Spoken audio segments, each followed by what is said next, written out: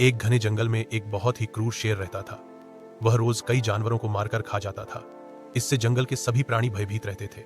एक दिन सभी जानवर एक साथ इकट्ठे हुए और उन्होंने शेर से कहा, महाराज, अगर आप रोज इतने जानवरों को मारेंगे तो जल्द ही जंगल खाली हो जाएगा।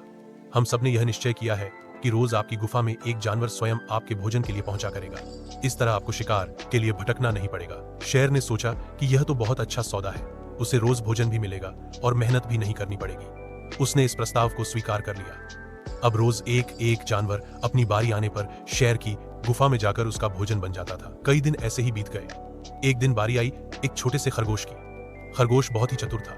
वह जानता था कि अगर वह सीधा शेर के पास गया तो उसकी मौत निश्चित है। इसलिए उसने एक चाल चलने की योजना बनाई। वह जानबूझकर बहुत देर से शेर की गुफा की ओर चला और रास्ते में एक कुएं के पास रुक गया। जब वह देर से पहुंचा तो शेर भूख से क्रोधित होकर गरज उठा, तू इतनी देर से क्यों आया? खरगोश ने शांत स्वर में कहा, महाराज, रास्ते में एक और शेर मिल गया था। उसने मुझे पकड़ लिया और कहा कि आज से जंगल का राजा वही है। बड़ी मुश्किल से मैं उससे अपनी जान बचाकर आपके पास पहुंचा हूं। शेर आग बुला हो उठा, क्या दूसरा शेर मेरे जंगल में? मुझे दिखाओ, कहां है वह? खरगोश ने चालाकी से कहा, महाराज, वह पास के कुएं में रहता है। आइए मैं आपको दिखाता हूं। शेर गुस्से में खरगोश के साथ कुएं के पास पहुंचा। खरगोश बोला, देखिए महाराज, यही रहा वह। शेर ने कुएं में झांक कर देखा तो पानी में उसे अपनी ही परछाई दिखाई दी। उसने सोचा कि यह वही दूसरा शेर है।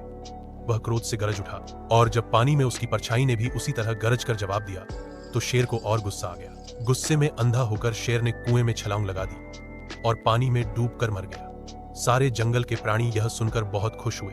उन्होंने चतुर खरगोश की बुद्धिमानी की प्रशंसा की। शिक्षा, समझदारी और बुद्धि बल और ताकत से कहीं अधिक महान होती है।